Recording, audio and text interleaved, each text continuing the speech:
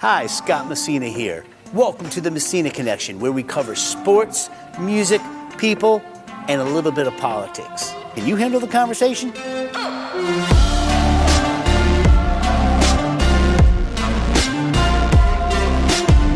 All right, ladies and gentlemen, welcome to the Messina Connection with Scott Messina. I'm here with my good friend Dave Chioli. We got a lot to talk about, and you know what I want to start off with. Go ahead and say it. The world champion Philadelphia Eagles. Damn right. He's one of the only Eagles fans that I get along with.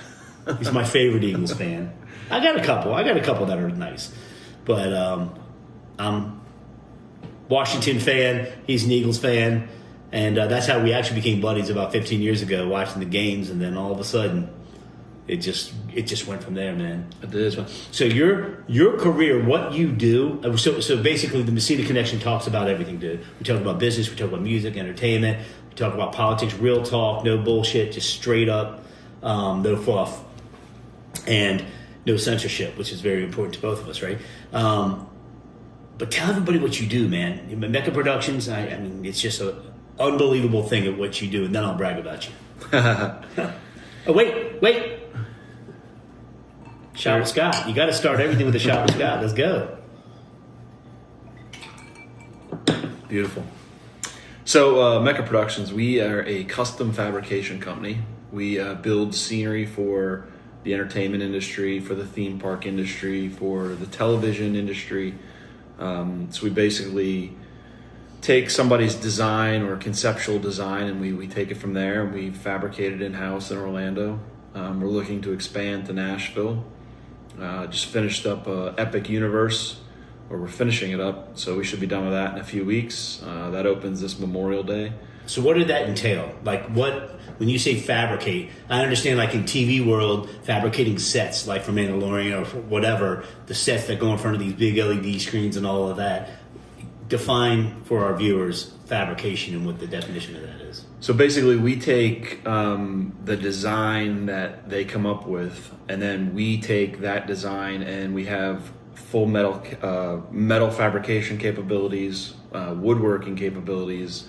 We basically take their creation and building the props, building all the scenery that's around you when you're in the theme park and you're immersed in that world.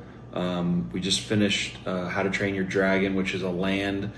We created all the barrels, so all the barrels from the movie. Everything is based off of the IP from the movies.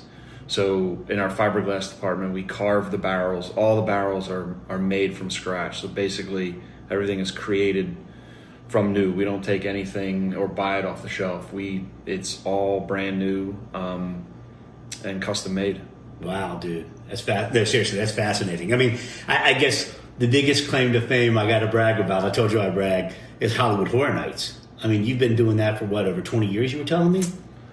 We've done Hallow Scream at Busch Gardens for the past, or this will be our 18th year, and then this is our 10th year for Halloween Horror Nights at Universal Studios. So when everybody goes into the old sound stages, I guess they're the old sound stages, they flip into the haunted houses, which theme the movie. Correct.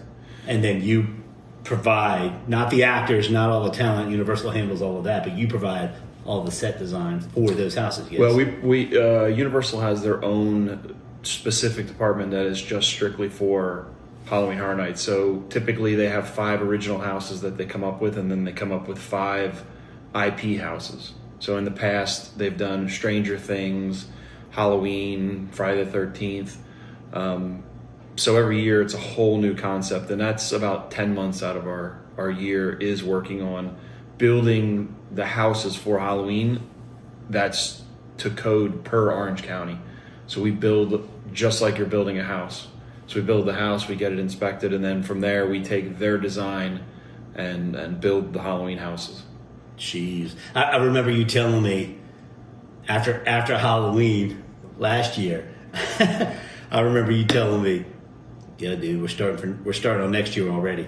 I was like, good night. And I guess, the equivalent to that would be the Super Bowl halftime shows. I know they start immediately, and I know some of the other, it's it takes a whole year to put something together. I mean, all Christmas stuff is taking place in April because by the time it's edited or put together or whatever, it's 7 months. You're singing, so Christmas in April and May is real, right? Yeah, we usually finish the Halloween houses usually the end of July.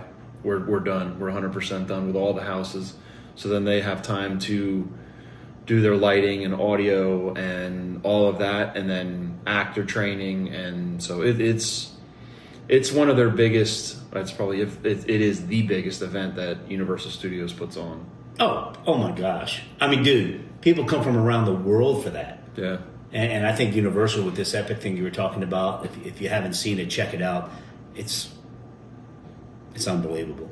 Yeah, it's. I got to see a sneak peek. I had to sign NDAs on it, but my goodness, I can't talk much. I know you can't either, but I guess it's ready to open like soon. Memorial Day weekend, it's opening. Oh, okay, May. But I think from what I heard, they're gonna do a kind of a soft opening. They're gonna let influencers go in and kind of do their preview of it. So these influencers, man, they're getting paid. They're getting paid to literally, You were laughing at how many cameras I have on this podcast, on this show. Yeah, there are a lot. All we need is a red carpet, right? But they'll go to one of the parks and they'll just go live. And they're like, just walk. Like, there's no production value. There's nothing. It's FaceTime on your phone. Yeah. And they're live on their YouTube feed and they're making hundreds of thousands of dollars. Kudos to them. I'm not hating on them. It's brilliant.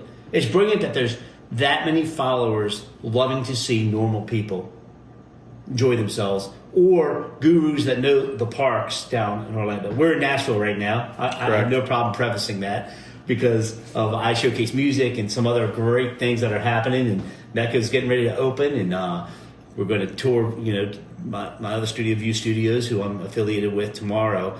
That you're going to like that. I can't wait. I can't wait to see it. That's gonna be really cool for Mecca and Nashville too, because they need fabricators.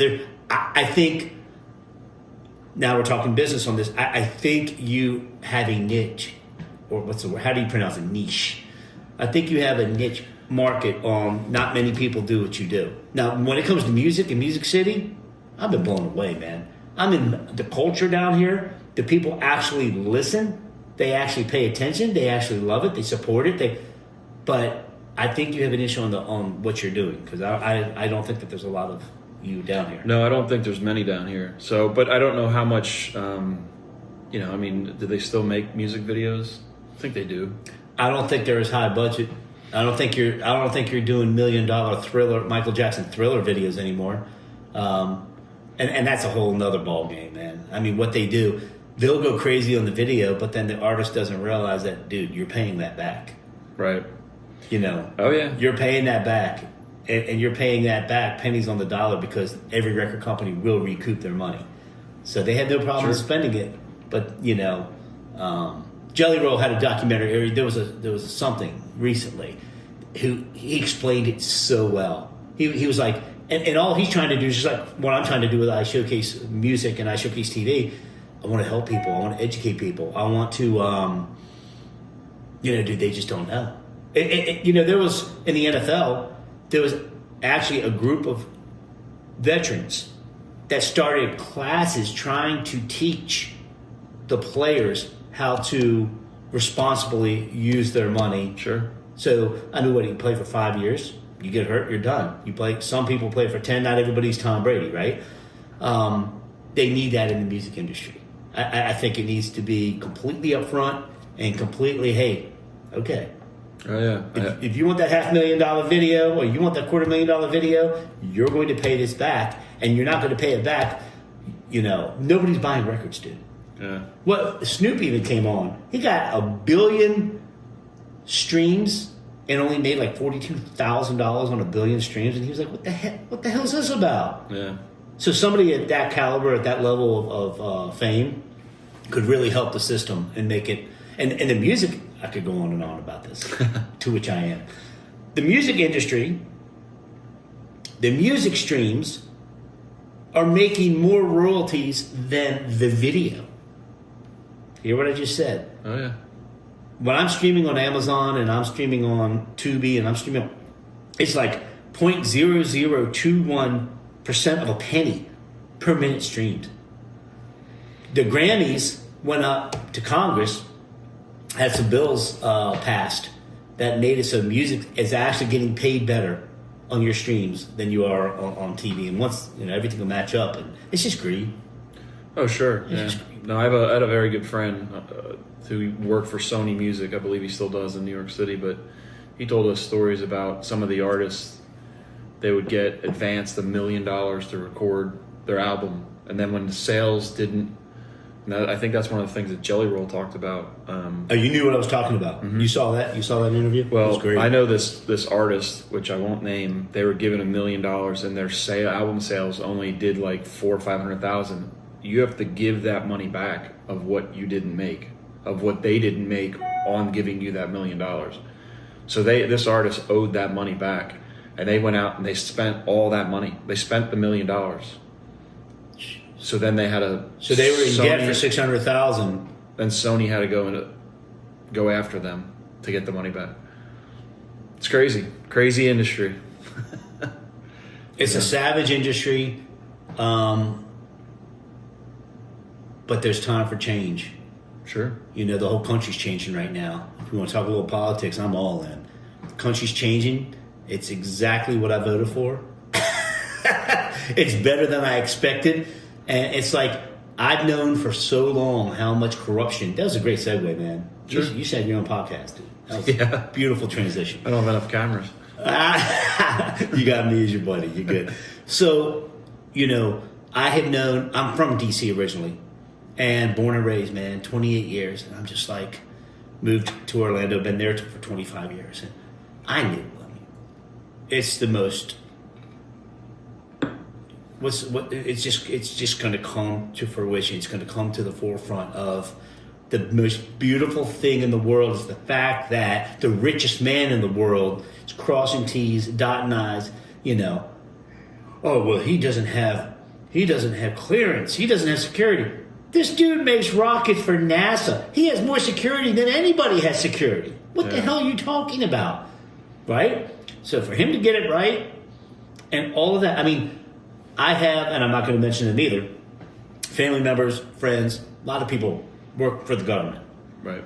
And I would hear, by 11 a.m. they're done.